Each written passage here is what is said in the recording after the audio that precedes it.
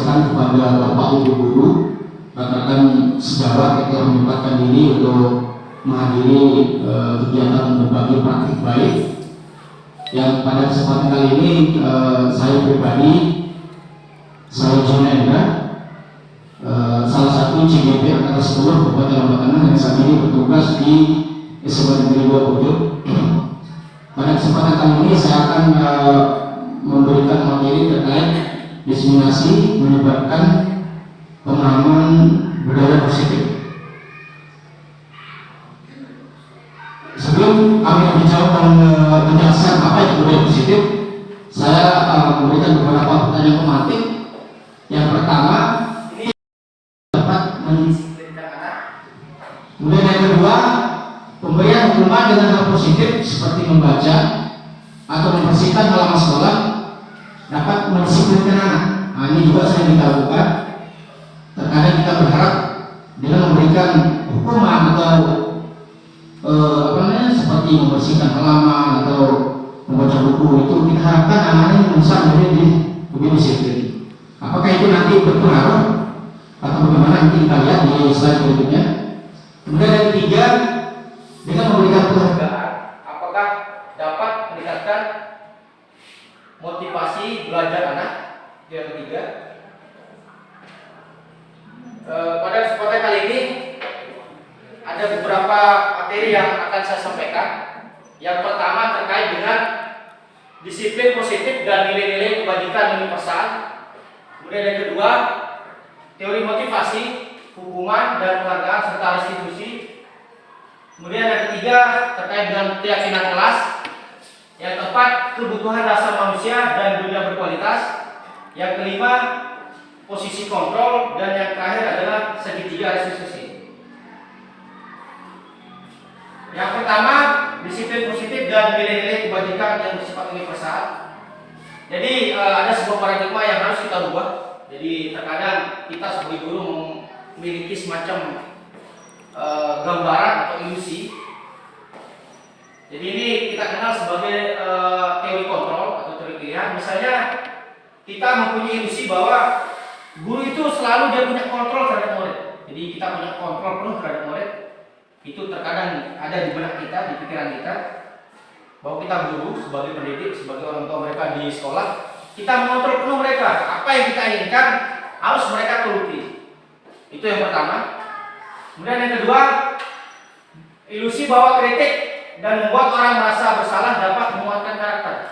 Terkadang juga kita sering melakukan ketika anak-anak berbuat kesalahan, kita memberikan bahasa-bahasa yang membuat mereka itu bersalah.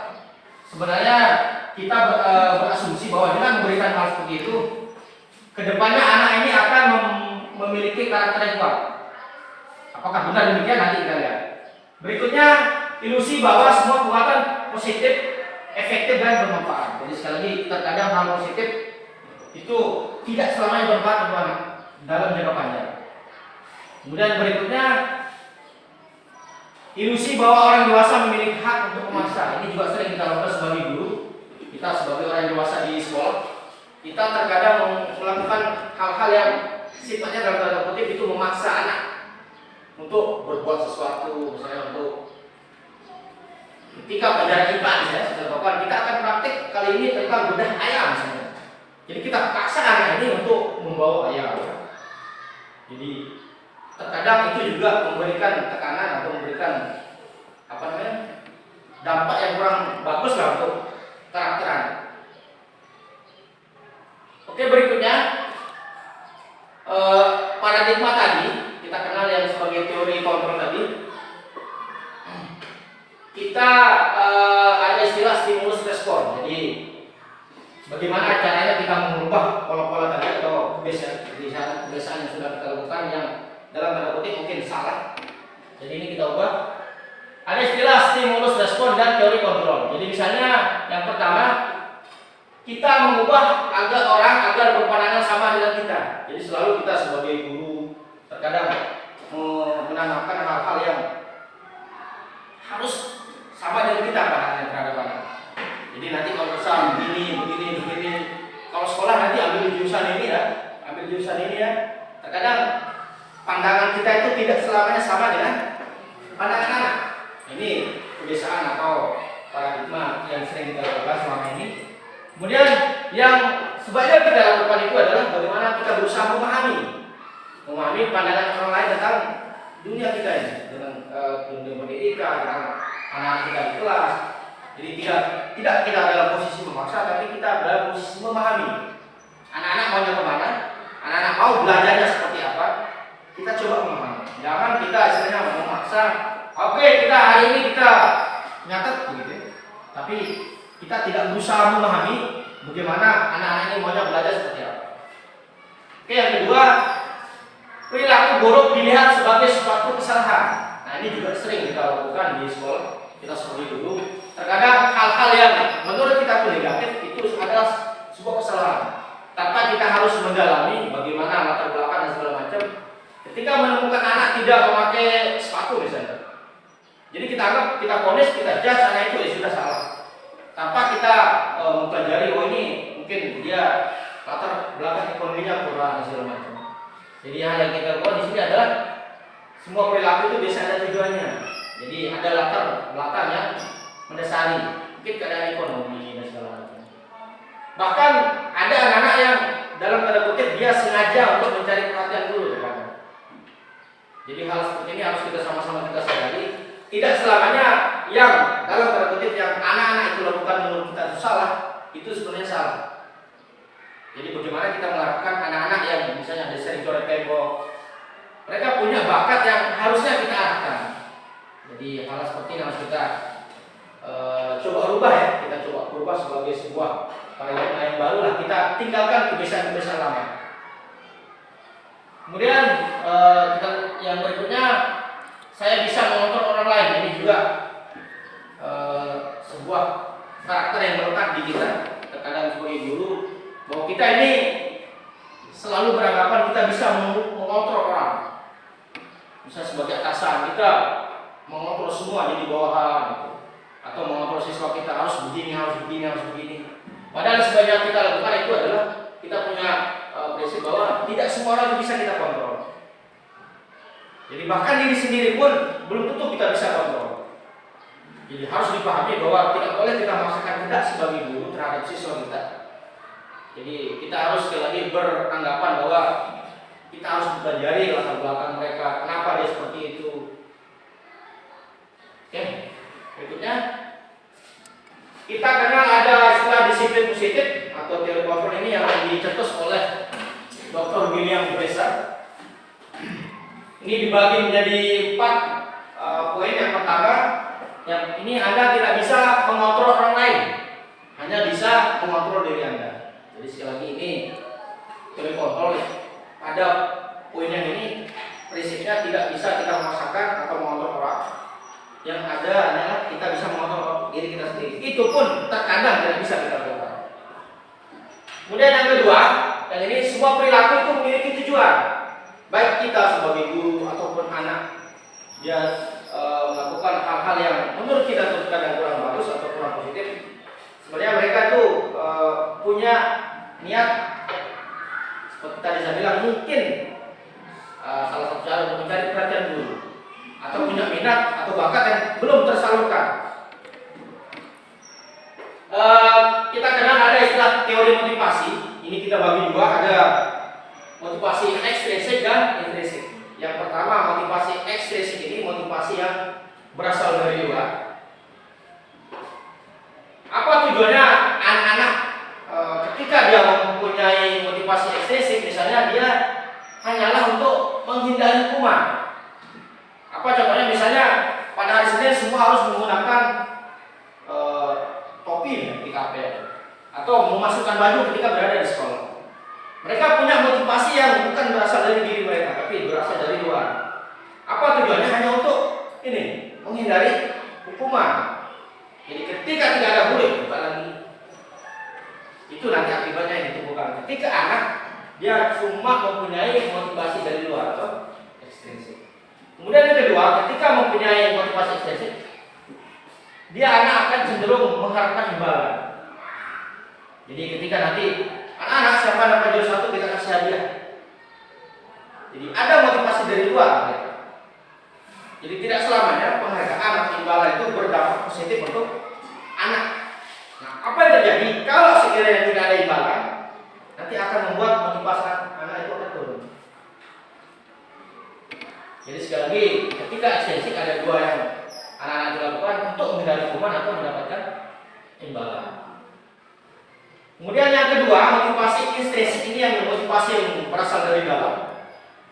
Ini mereka melakukan ini adalah untuk menghargai diri mereka sendiri, tanpa mengharapkan imbalan atau tanpa menghindari hukuman. Jadi ada tidaknya imbalan tetap mereka lakukan. Guru pun juga idealnya harus kita seperti ini. Ada tidaknya atasan atau ada tidaknya sanjungan atau penghargaan dari atasan itu juga kita akan lakukan. Yang ketiga, ini model berpikir menang-menang. Artinya kita sebagai guru dan anak itu sama-sama untung lah.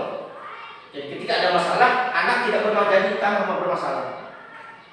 Jadi kita juga sebagai pendidik dalam posisi yang menang atau positif atau tidak salah. Ketika anak-anak nanti ada yang tidak mengerjakan tugas atau bolos di salah satu guru, kita panggil mereka, bukan kita langsung omel atau langsung dengan bahasa yang menurut anak itu nanti kurang berkembang, dia kurang bagus lah. Jadi kita panggil, kita tanya, kita pelajari kenapa dia berbuat seperti itu, baru kita cari solusinya, sehingga masalah yang tadi ada itu nanti clear, ada solusi, sehingga anak juga baik, kita juga baik. Ini kita kenal nanti dari kegiatan yang ketiga ini ada istilah 5 posisi kontrol kita sebagai guru.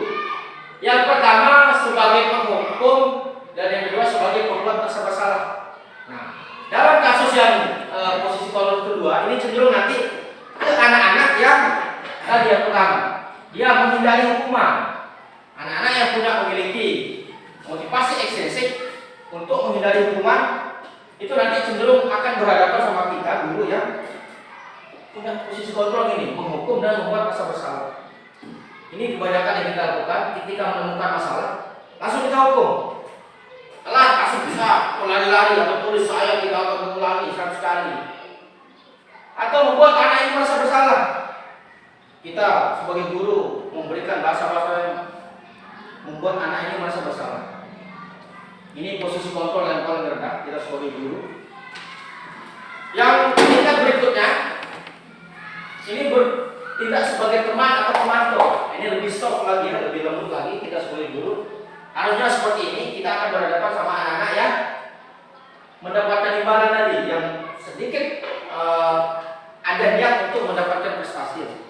Jadi kita dulu berposisi sebagai teman, kita ajak mereka ketika ada masalah, kita berbahasa sebagai teman. Nanti ada contohnya di slide berikutnya. Yang terakhir ini sebagai manajer.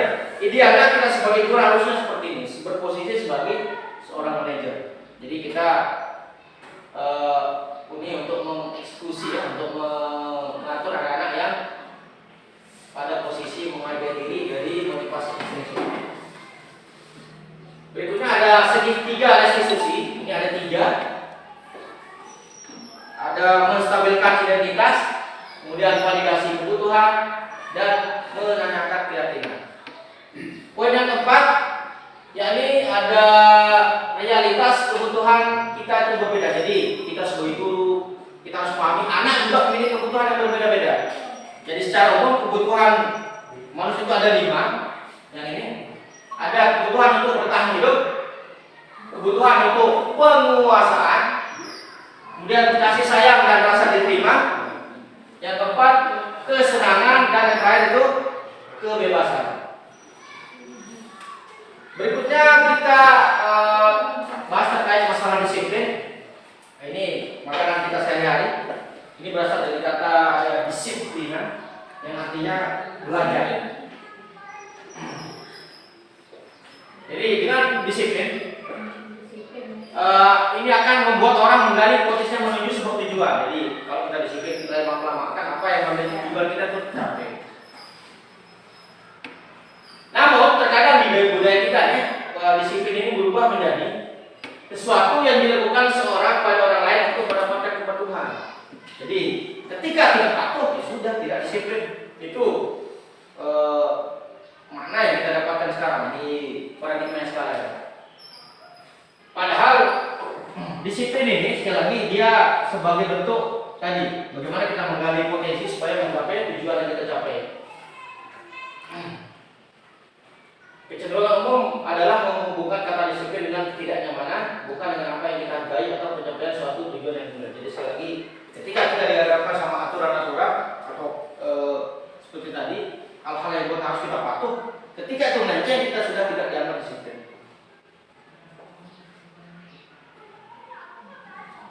Berikutnya ada istilah nilai-nilai kebajikan universal.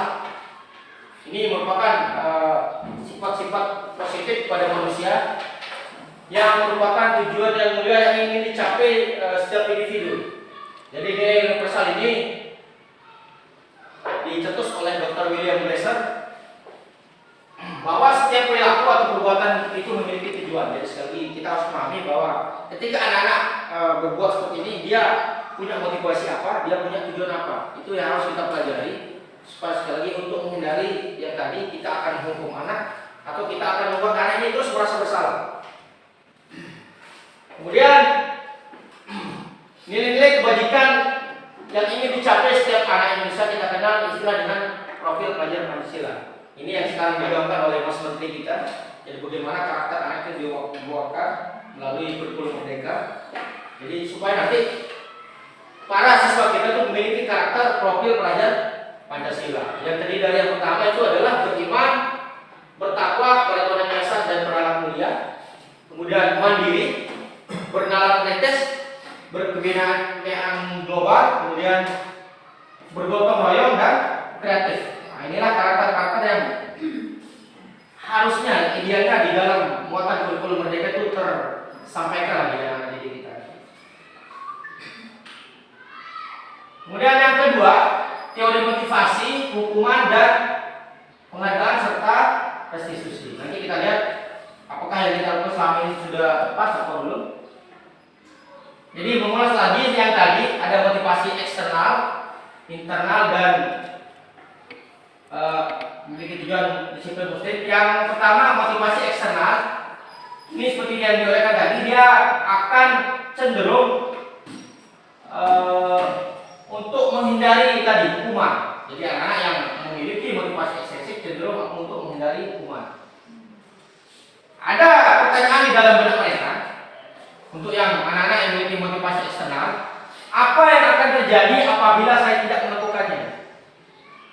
Jadi ada pertanyaan dalam diri mereka ketika memiliki motivasi ekstensif, apa yang akan terjadi apabila saya tidak melakukannya? Jadi tidak ada peluang untuk mereka tidak melakukan itu artinya. Jadi kalau tidak melakukan itu akan dihukum. Jadi mereka harus lakukan dengan keadaan terpaksa, gitu ya. Kemudian yang kedua, untuk mendapatkan imbalan. Jadi tadi yang pertama mendapatkan hukuman, yang kedua mendapatkan imbalan. Ada pertanyaan juga dalam diri benak mereka, apa yang akan saya dapatkan apabila saya melakukannya? Jadi kalau saya berjuang, belajar dan sebagainya, mungkin saya akan mendapatkan ini, mendapatkan hadiah, mendapatkan piala, mendapatkan sertifikat.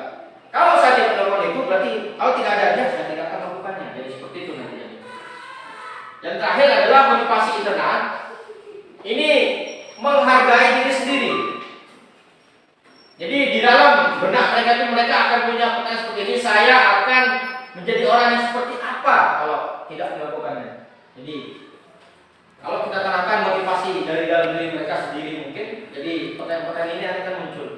Jadi kalau saya tidak belajar, saya tidak akan jadi ini. Kalau saya tidak rajin, saya tidak akan menjadi ini. Bukan mengharapkan tadi imbalan atau menghindari hukuman. Baik, ada istilah merdeka ya, sekarang digaungkan oleh Bapak Menteri kita. Ini terinspirasi dari Gajah Dewantara. Apa sih merdeka itu? Artinya tidak terlepas dari perintah. Tidak hanya terlepas dari perintah, akan tetapi juga cakap buat pemerintah diri sendiri. Jadi sekali lagi seperti tadi saya bilang, tidak selamanya kita pun juga bisa memerintah diri kita sendiri. Itu artinya merdeka.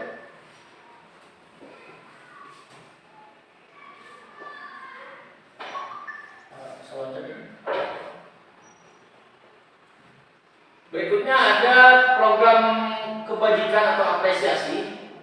Ini yang harusnya kita lakukan, bukan kita memberikan hukuman atau penghargaan, tetapi kita berikan pengakuan. Pengakuan kepada mereka yang baik secara khusus, pengakuan secara pribadi, kemudian semua murid secara bergantian, dan konsisten. Jadi selain konsisten juga nanti fokus pada prosesnya. Nah, seperti ini contoh dari pengakuan yang harusnya kita lakukan. Misalnya ketika anak-anak pada kasus yang pertama, kemarin saya perhatikan rasa empatimu besar sekali pada saat mengelola murid baru di kelas kita. Jadi kita menggunakan bahasa-bahasa pengakuan supaya mereka punya karakter nanti yang diharapkan tadi, karakter profil pelajar Pancasila. Bukan kita langsung kasih permen atau kasih hadiah ketika mereka berbuat baik, gitu ya.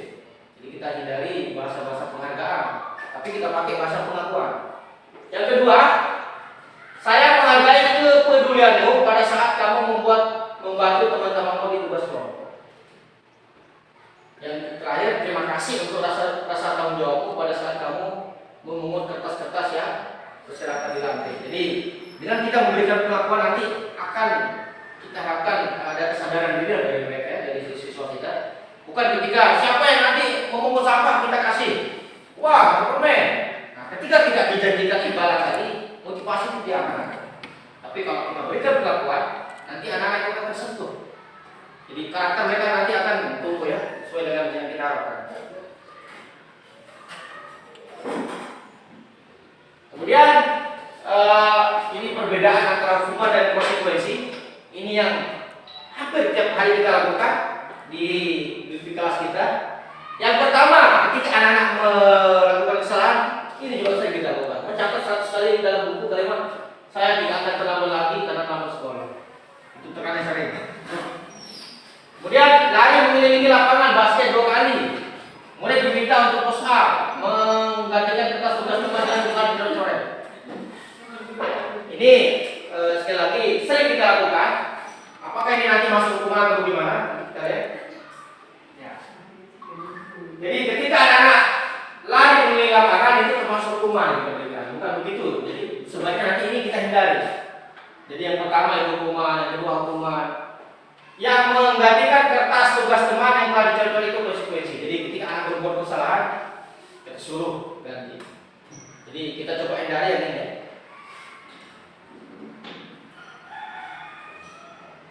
Ada perbedaan antara hukuman dan konsekuensi.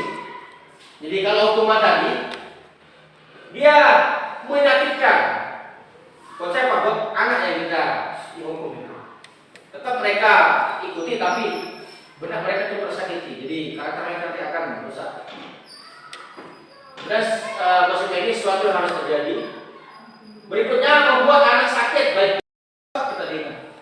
Kalau kita suruh push up, lagi main basic segala macam. Yang ketiga, bukan malah mencintai disiplin, tapi makin benci. Kita paksa anak ketika tidak masukkan baju kita suruh push up. Bukan malah makin disiplin, tapi malah makin tidak disiplin. Kemudian bersifat paksaan. Nah ini, jadi kita kalau menghukum itu paksa, tidak dari diri mereka sendiri. Berikutnya kita ke restitusi. Apa itu restitusi? Restitusi itu adalah proses menciptakan kondisi bagi murid untuk memperbaiki kesalahan mereka sehingga mereka bisa kembali pada kelompok mereka dan karakter yang lebih kuat. Restitusi juga merupakan proses kolaboratif yang mengajarkan murid untuk mencari solusi untuk masalah mereka. Jadi misalnya ada kasus anak yang bolos di pelajaran matematika misalnya, karena mereka menilai matematika itu sulit misalnya. Nah, ketika hal itu terjadi, kita bukan langsung menghukum atau membasik atau yang tadi disuruh menulis 100 kali, bukan seperti itu ya, tapi kita diskusi, ada kegiatan kolaborasi di sini. Kita guru atau wali kelas dengan yang bersangkutan langsung kita diskusi. Kenapa itu dilakukan? Bagaimana konsekuensi kalau itu dilakukan? Sampai kita suruh minta maaf langsung ke gurunya atau apa yang akan kita lakukan untuk memperbaiki hal itu. Jadi ada ruang-ruang untuk kita melakukan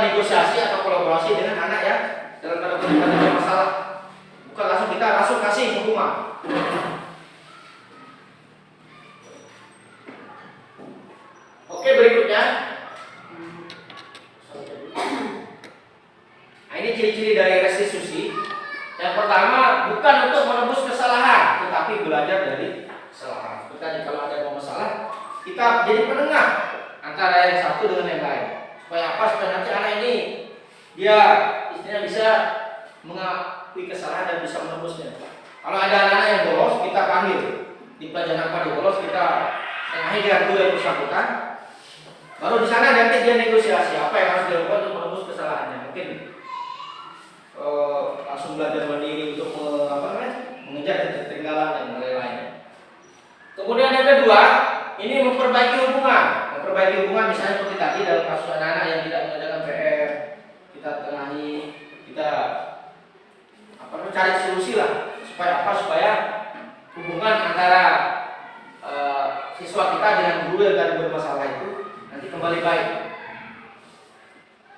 Berikutnya tawaran bukan paksaan. Jadi sekali lagi tidak ada sifat paksaan. Ideanya begitu sekarang di kurikulum Merdeka tidak boleh ada paksaan. Karena yang Merdeka semuanya berupa tawaran.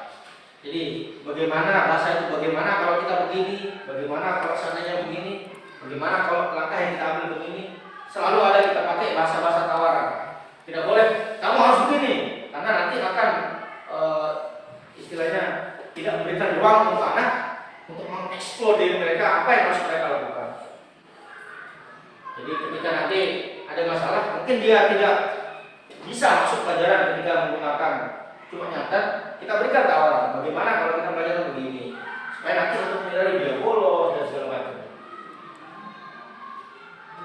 Kemudian restitusi penuntut melihat diri ke dalam restitusi penuntut untuk melihat ke dalam diri. Yang kelima, restitusi mencari kebutuhan dasar yang mendasari tindakan. Kemudian yang keenam, restitusi adalah cara-cara yang paling baik. Yang ketujuh, restitusi fokus pada karakter bukan pada tindakan. Jadi pada karakter ini sekali lagi di dalam kurikulum Merdeka itu sangat ditekankan bagaimana karakter profil Pancasila itu diterapkan. Supaya apa? Karena dengan karakter ini yang baik nanti akan menumbuh yang baik. Kalau karakter sudah bahasa yang tanda kutip sudah tidak baik, nanti akan berpengaruh ke apa? Tindakan dan pola belajar dan segala macam. Kemudian restitusi ini berfokus pada solusi. Jadi bukan dia menggali masalah, tapi bagaimana solusi yang terbaik supaya masalah tadi itu bisa diselesaikan. Anak-anak yang bermasalah nanti bisa langsung dicarikan solusinya, bukan dihukum dan segala macam. Yang terakhir ini restitusi mengembalikan murid yang berbuat salah pada pokoknya. Jadi dalam kasus tadi yang saya sampaikan, kalau ada anak-anak yang bolos, kalau kita kasih hukuman nanti tidak akan ada timbul rasa bersalah mereka, malah akan membuat tadi tidak disiplin lagi. Jadi kalau kita berikan dengan cara-cara yang baik, kita kasih dalam istilah restitusi ini, kita tengahi mereka, kita berikan solusi, nanti ketika masuk ke kelas lagi anak sudah clear lah, tidak ada masalah dengan temannya, dengan guru yang bersangkutan. Kemudian yang berikutnya ada istilah keyakinan kelas. Kenapa harus keyakinan kelas? Kenapa tidak peraturan saja? Jadi dicontohkan di sini, mengapa kita memiliki peraturan harus menggunakan helm bila mengendarai kendaraan roda dua? Mengapa kita memiliki peraturan 3 yang tidak menggunakan masker? Dan yang ketiga, mengapa kita memiliki peraturan harus tepat waktu pada saat mengikuti pelatihan? Jadi ada motivasi. Kalau ini kan dia, kalau peraturan itu nanti akan menimbulkan tadi ada motivasi ekstrinsik, didasari oleh motivasi ekstrinsik, bukan motivasi intrinsik. Kalau keyakinan nanti dikembalikan ke kita. Oh ya, ketika dalam kelas apa keyakinan kelas kita bersama, datang tepat waktu. Kemudian ketika ada guru mengajar tidak boleh ada makan. Itu keyakinan-keyakinan yang kita sepakati bersama siswa kita. Bukan kita buat peraturan. Kalau berbuat peraturan, ini nanti kita main petak umpet. Kalau tidak ada guru, kita berbuat lagi. Misalnya di dalam kelas kita masukkan baju. Itu keyakinan kita. Kalau peraturan tidak ada guru langsung lepas baju. Jadi tergantung nanti orientasinya adalah kalau dia peraturan, dia lebih cenderung ke motivasi ekstrinsik yang akan timbul. Kalau keyakinan kelas, ini di sini akan didukung oleh motivasi intrinsik. Jadi dia posisinya lebih kuat. Mau tidak ada guru yang penting sudah sepakat kelasnya, sudah yakin di situ ada kesepakatan kelasnya, akan dipatuhi. Nah, di sini digambarkan kalau di matematika diagram Venn gitu ya, kurang lebih lah. Posisi peraturan kelas itu lebih kecil, skopnya, ruang lingkupnya dibandingkan dengan keyakinan kelas itu kayaknya lebih besar. Kemudian di atasnya lagi itu lingkungan positif, ini bisa di lingkungan sekolah kita bagaimana lingkungan itu mendukung stabilitas atau kondusitivitas suasana belajar di sekolah. Dan yang terakhir itu adalah budaya positif. Ini lebih besar lagi, budaya gurunya bagaimana, budaya siswanya bagaimana. Itu juga sangat berpengaruh terhadap tujuan kita nanti bagaimana meningkatkan hasil belajar anak, bagaimana mengubah karakter anak yang awalnya dalam tanda kutip mungkin banyak yang rusak atau yang salah, itu kita benarkan. Hal inilah yang akan mendukung nanti.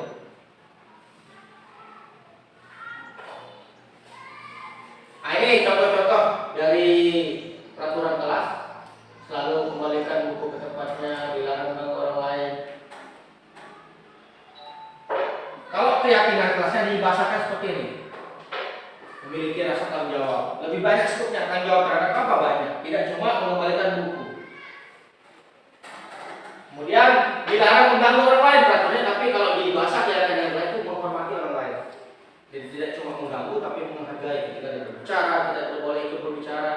Ketika ada yang lebih tua, kita berikan rasa penghormatan seperti itu.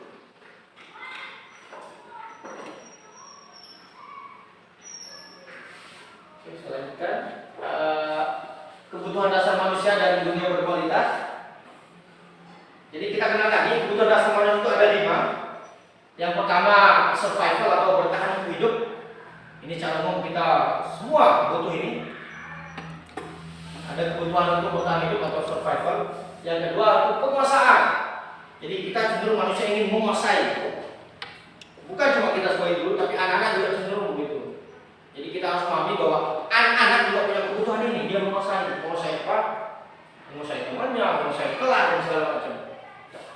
Jadi nanti ketika ini sudah kita main, bisa kita arahkan anak-anak supaya penguasaan mereka tidak berlebihan, tidak menjadi istilah kalau bahasanya tidak membuli-buli orang. Karena apa? Karena dia sudah merasa dia menguasai, nanti dia sembarangan minta, malak dan segala macam. Kemudian yang ketiga itu kebebasan, freedom. Ya cuma sebab kita juga guru, karena butuh kebebasan, tidak saklek di sematkan dengan aturan-aturan yang ketat di sekolah. Kemudian yang ketiga ada kesenangan atau fun. Ini kita harus sadari juga anak-anak cenderung lebih banyak ini funnya, apalagi anak-anak didik kita, sehingga nanti di pembelajaran diselingi lah dengan kegiatan skripsi atau kegiatan yang tidak selamanya di kelas, tapi bagaimana pembelajaran itu juga ada di luar kelas. Kemudian yang ketiga, yang terakhir adalah kasih sayang dan rasa diterima. Anak-anak sangat butuh ini. Anak-anak sangat butuhkan ini. Bagaimana kedekatan kita sebagai orang tua mereka di sekolah. Kalau sudah mereka rasa disayang, apalagi diterima sama gurunya dan teman-temannya, nanti ini akan membuat suasana belajar di sekolah itu akan lebih bagus. Jangan sampai kita sebagai guru memusuhi ya anak didik kita. Nanti tidak akan mereka konsen untuk belajar. Jadi bagaimana kita mengukur rasa kasih sayang kita pada anak didik kita seperti itu. Berikutnya posisi kontrol. Seperti tadi ada 5 posisi kontrol kita sebagai guru. Ada penghukum, pembuat merasa bersalah, ada teman, pemantau dan manajer. Oke, misalnya saya contohkan beberapa contoh saja. Ketika menghukum, bagaimana posisi gurunya? Gurunya ini cenderung menghardik, menunjuk-nunjuk, menyakiti dan menyindir. Jadi ini bahasa-bahasa menghukum guru.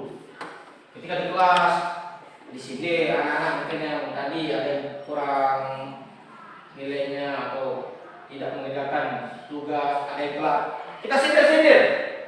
Itu bahasa guru yang menghukum. Atau kita bahasakan kamu ini, itu juga tidak bagus. Itu bahasa guru yang menghukum. Kalau dia ngomong, gurunya begini dia ngomong. Kalau kamu tidak melakukannya, awas ya. Nah itu juga bahasa menghukum guru. Sebaiknya jangan kita lakukan. Apa hasilnya kalau kita lakukan itu? Karena cenderung nanti akan memberontak dan berbohong. Ada juga menyalahkan orang lain. Bukan saya bu, ini yang salah. Ditanya kenapa begini. Oh, padahal ini yang benar, nah itu yang benar. Jadi kalau kita guru berbuat sebagai pembohong, nanti cenderung anak akan berbohong dan memberontak.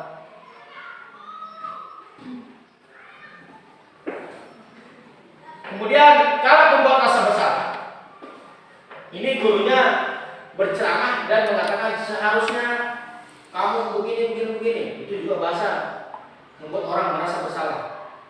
Atau ibu kecewa dengan sikap kamu, ibu kecewa karena kamu terlalu itu juga membuat anak itu makin tertekan. Ya seperti itu. Kalau gurunya ngomong gini, ibu guru yang sering kita lakukan, kamu seharusnya sudah tahu, ibu lelah sekali mengatakannya, ibu stres. Jadi gurunya ngomong stres, apalagi anak-anak nanti kamu stres ya.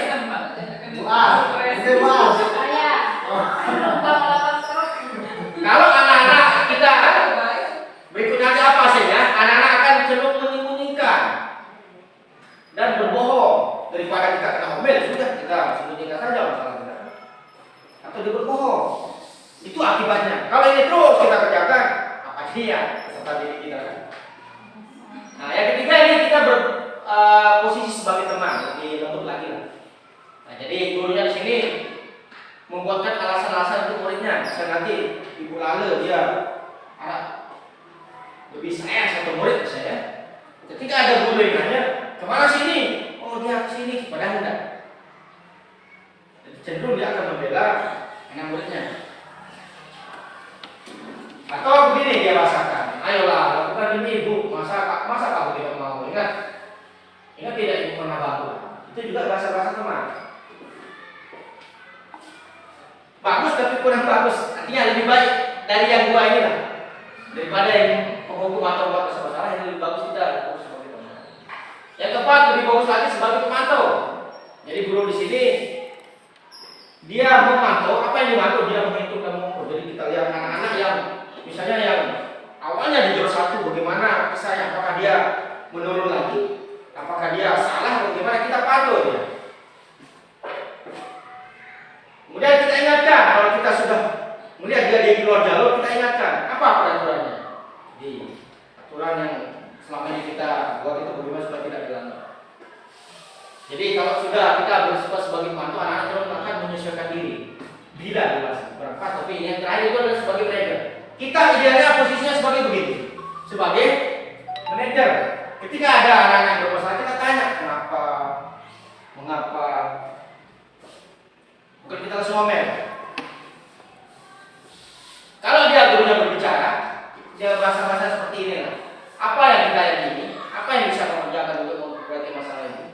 Jadi kita ingatkan lagi apa yang selama ini tidak menjadi kesepakatan kita, menjadi keyakinan kelas kita, supaya nanti anak-anak ini kembali sadar dari kesalahan mereka buat.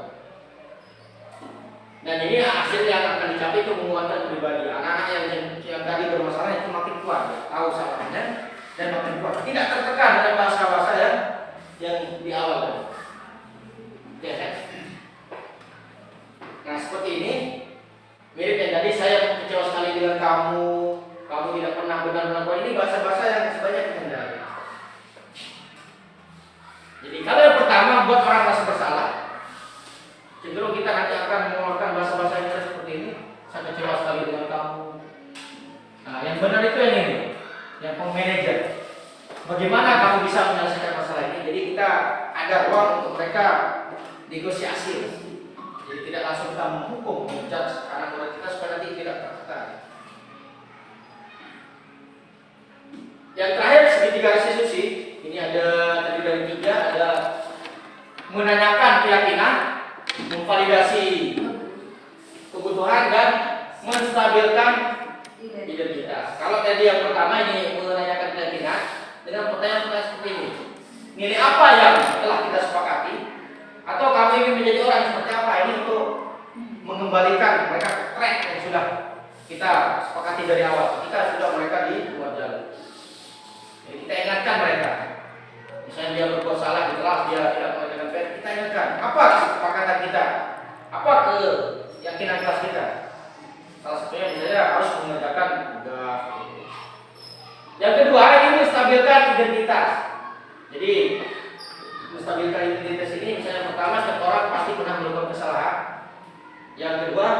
kamu bukan satu-satunya yang pernah melakukan ini. Jadi kita kuatkan mereka, kita stabilkan lagi psikisnya. Kalau misalnya ketika ada kesalahan, kita ingatkan dengan pernyataan-pernyataan ini. Yang terakhir itu adalah validasi kebutuhan.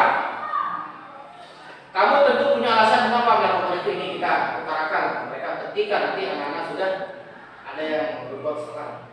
Yang terakhir, adakah cara lebih efektif untuk mendapatkan apa yang kamu butuhkan? Seperti ini. Yang pertama tadi menstabilkan identitas. Ini membuat anak merasa gagal karena berbuat salah menjadi positif terhadap dirinya. Jadi ada bahasa-bahasa guru yang kita utarakan di sini.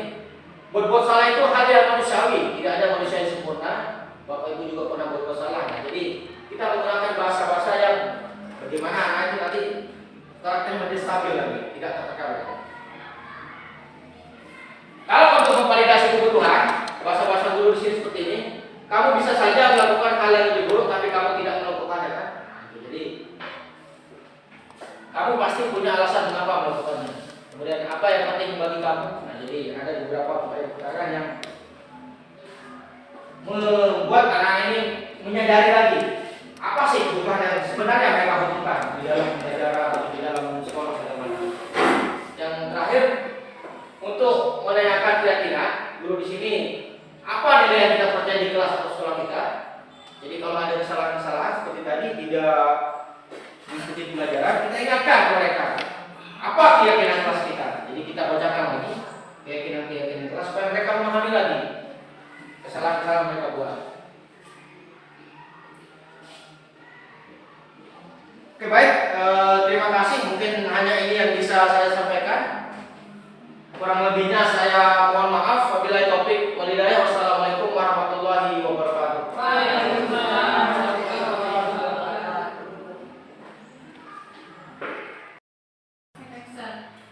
Terima kasih saya sampaikan kepada Bapak Ibu guru atas pertanyaan terkait materi yang saya sampaikan. Sebelum saya silakan mungkin ada tanggapan atau pertanyaan dari Bapak Ibu guru. Ya, silakan Bu. Ya, terima kasih atas kesempatannya.